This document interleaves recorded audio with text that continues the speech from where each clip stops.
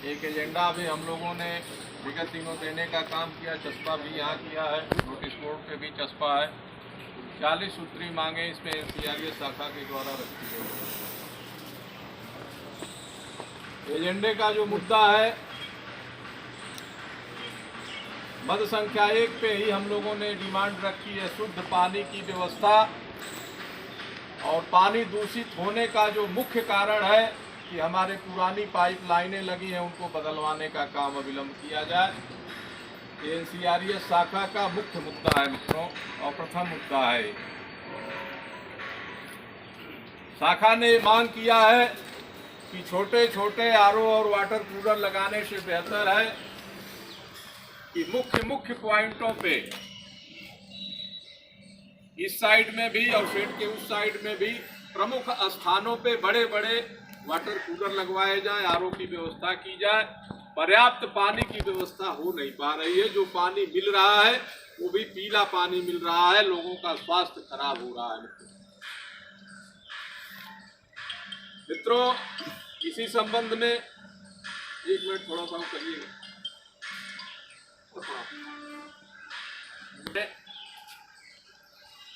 पूरे कार्यस्थल पे आप लोग स्वतः देख सकते हैं पिटों के जो हालात हैं। पीपीओ के सामने की 2-3 पिटें तो साफ हैं, लेकिन जिस तरीके से साफ होना चाहिए सफाई व्यवस्था नहीं है, लाइटिंग की व्यवस्था नहीं है। E5 के सामने इधर 6, 7, 8 जो भी पिटें हैं हमारी, पिट के अंदर घुसने की स्थिति में कर्मचारी नहीं है मित्रों। उसमें तेल भरा हुआ, लिक्विड पूरा जो है तैर रहा है उसमें। ऐसी परिस्थिति में हम लोग कैसे काम करेंगे? किस तरह से कर्मचारी आउटपुट निकालने का काम करेगा?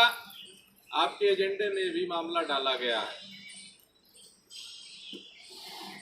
भारत सरकार की जो नीति है मित्रों, आउटसोर्सिंग, निजीकरण, बहुत ज्यादा दबाव बनाया जा रहा है और अधिकारियों को भी करने में बहुत अच्छा लग रहा है।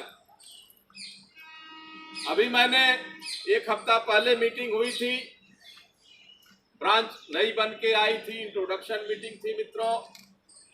उसी दिन सारे शाखा के हमारे पदाधिकारी गण गए थे। इंट्रोडक्शन मीटिंग के उपरांत भी हम लोगों ने यह बात रखने का काम किया है सीनियर डी महोदय से कि इस समय हमारे सेट में पर्याप्त कर्मचारी हो गए हैं। 280 नए कर्मचारी, जिसमें 20 जेई है, 20 मशीनिस्ट हैं, 240 टेक्नीशियन है। हमारे बीच में नए साथी आए हैं। आज के डेट में कर्मचारियों की संख्या पर्याप्त हो गई है। इसके बावजूद भी हमारे हाथ से काम छीना जा रहा है।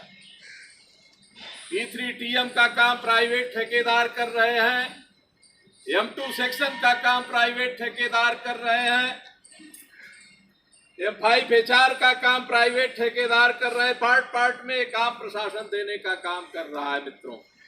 सफाई का काम पहले ही चला गया है।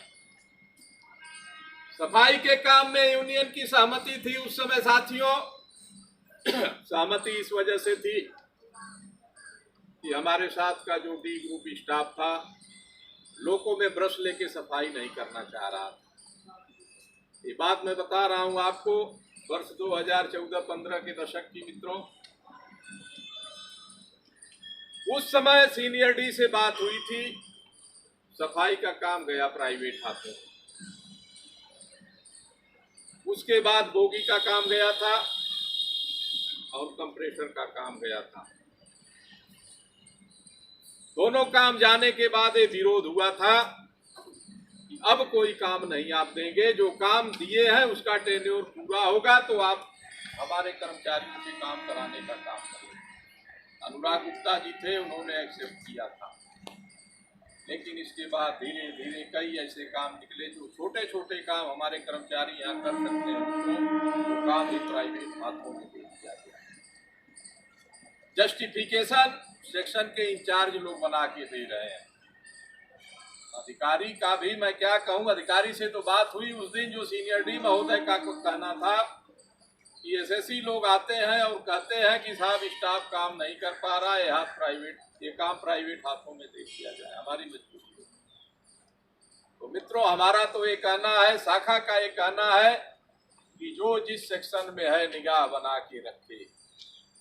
आज संख्या बल के मामले में हम लोग मजबूत हो गए हैं और ये संकल्प लेना पड़ेगा कि अगर अपना भविष्य उज्जवल रखना है, अपने भविष्य को संवार के रखना है मित्रों, तो प्राइवेट हाथों में काम जाने से आप लोगों को रोकना पड़ेगा। बहुत स्पष्ट बात मैं आप लोगों के सामने रख रहा हूँ।